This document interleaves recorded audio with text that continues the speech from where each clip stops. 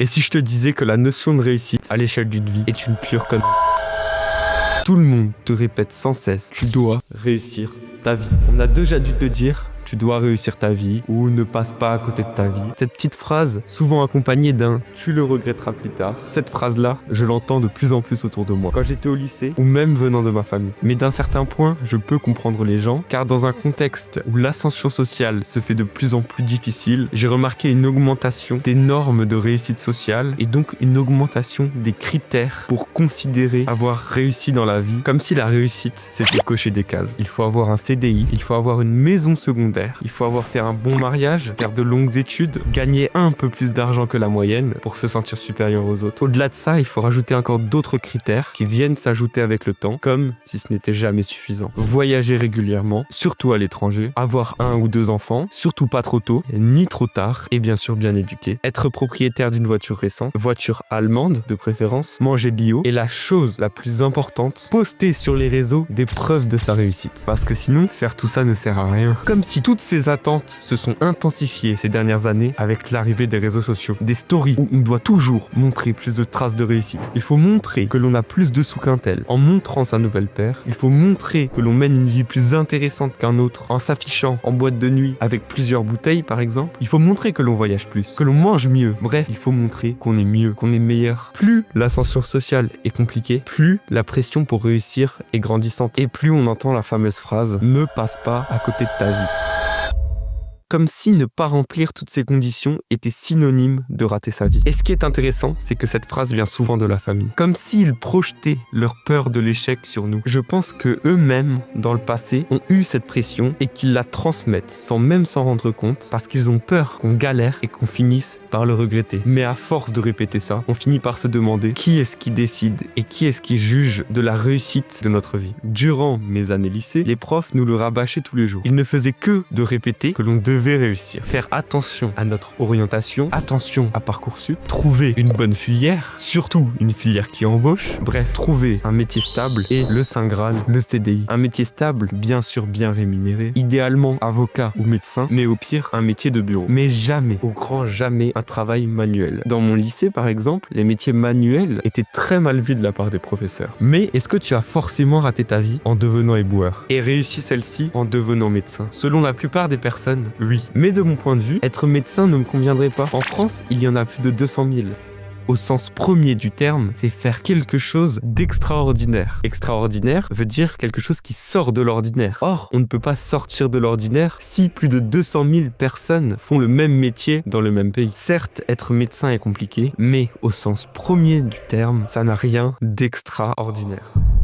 Pour certains, réussir sa vie, c'est avoir une maison, avoir un chien, une femme, des enfants et vivre heureux tous ensemble. Et pour d'autres, ça serait de partir vivre aux États-Unis dans un appartement à New York. Et puis il y en a qui rêveraient d'être entourés de gros culs à Dubaï. Et cela confirme bien que la notion de réussite à l'échelle d'une vie n'a aucun sens, car personne ne la définit de la même façon. Réussir sa vie n'a donc de sens que pour la personne concernée. Quand quelqu'un te dit que tu passes à côté de ta vie, que tu vas la rater par rapport à un choix d'orientation ou d'avenir, il faut bien se poser la question. Qu'est-ce que toi, tu as réellement envie de faire et non pas ce que l'on t'impose? J'ai l'impression que, de plus en plus, le terme réussir sa vie veut tout simplement dire abandonner ses rêves. Rêves qui sont souvent jugés trop grands, trop ambitieux par certains. Sauf que sans ambition, il n'y a pas de réussite. Et je pense que la question de la réussite, à notre époque, ouvre directement sur celle de l'ambition. Au lycée, tout le monde voulait faire des choses banales, entre guillemets. Le mot ambition perdait même de son sens, car être ambitieux ne signifiait plus vouloir créer une grande entreprise qui marquera l'histoire à tout jamais. Non, dans mon lycée, être ambitieux, c'était devenir médecin, devenir avocat, devenir ingénieur, être en école de commerce. Bien sûr, ces métiers ne sont pas des métiers simples. Ces choix d'orientation sont difficiles, mais j'appelle pas ça de l'ambition. La génération Z ne rêve plus, en tout cas pour la majorité des individus, ou du moins ne rêve pas assez. On nous pousse constamment à choisir des voies sécurisées, un CDI, un emploi stable, de la protection, une bonne retraite. On nous pousse à penser en fonction de ce qui est raisonnable, et petit à petit, l'ambition perd de sa vigueur. L'ambition se réduit à des critères sociaux. Mais du coup, sans rêve, sans ambition, est-ce qu'on peut vraiment parler de réussite? Un jour, pendant un repas de famille, mon cousin a expliqué ce qu'il souhaitait faire plus tard. Il souhaite faire le métier d'urgentiste, donc travailler à l'hôpital, de nuit, aux urgences, et donc sauver des vies. C'est tout à son honneur. Il a ensuite expliqué que la rémunération serait faible, 2500 € par mois en fin de carrière. Ça reste dans la moyenne, mais pour un métier aussi difficile, c'est assez mal payé. Cependant, dans le cas de mon cousin, c'est un choix de passion. Donc, par définition, s'il aime ce qu'il fait, il aura réussi sa vie. Maintenant,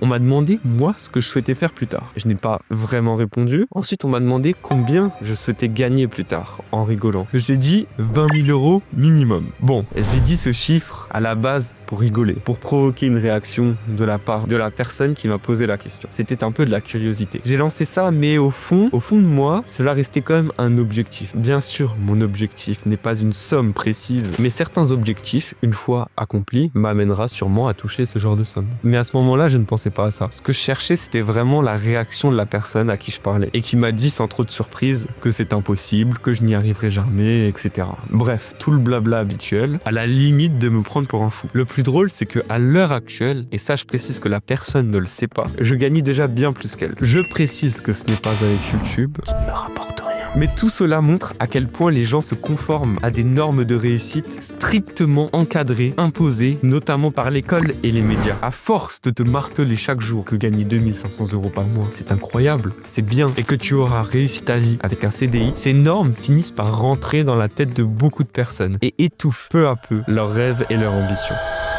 Si je te dis Marcus Persson, je ne pense pas que tu connaisses. Par contre, si je te dis Notch, si tu as un peu joué à Minecraft, tu connais forcément. Notch, c'est le créateur de Minecraft. Mais remontons un peu dans le passé pour comprendre le rapport entre sa tragique histoire et la notion de réussir ou de rater sa vie. Notch, à l'époque, il rêvait de devenir développeur de jeux vidéo, donc métier qui encore à l'heure actuelle est pratiqué par une minorité de personnes dans le monde et donc souvent caricaturé, le geek bien boutonneux qui mange des McDo et qui ne sort pas de sa chambre. Durant son adolescence, Notch est allé voir un conseiller d'orientation. Il lui a confié sa passion pour la création de jeux vidéo et la volonté de devenir, plus tard, créateur de jeux vidéo. À l'heure actuelle, je peux le dire avec certitude que si tu dis ça à un conseiller d'orientation, il te dira que tu rêves, que c'est pas possible, que c'est pour une minorité de personnes, que c'est pour les chanceux, bref, que tu n'y arriveras pas. Dans le meilleur des cas, ton conseiller d'orientation te dira de prendre une seconde option, un choix de sûreté, pour si jamais tu te rétames la gueule, et bah t'as un avenir. Et ça, il va pas te le dire directement, mais il va te dire de choisir une deuxième option. Bon, tu l'as compris, la réponse de ton conseiller d'orientation ne sera que très rarement positive. Sans surprise, ça a été aussi le cas de Notch. Son conseiller d'orientation lui a expliqué qu'il n'arrivera pas à réaliser son rêve, que c'est un rêve de gamin et que c'est irréalisable. Après beaucoup de projets sans succès, le 18 novembre 2011, le jeu le plus vendu au monde sort et c'est Minecraft. Heureusement qu'il n'a pas écouté son conseiller d'orientation. Bon, jusque-là, pas de soucis, Notch était heureux. Bien sûr, il y a des hauts et il y a des bas, et malheureusement,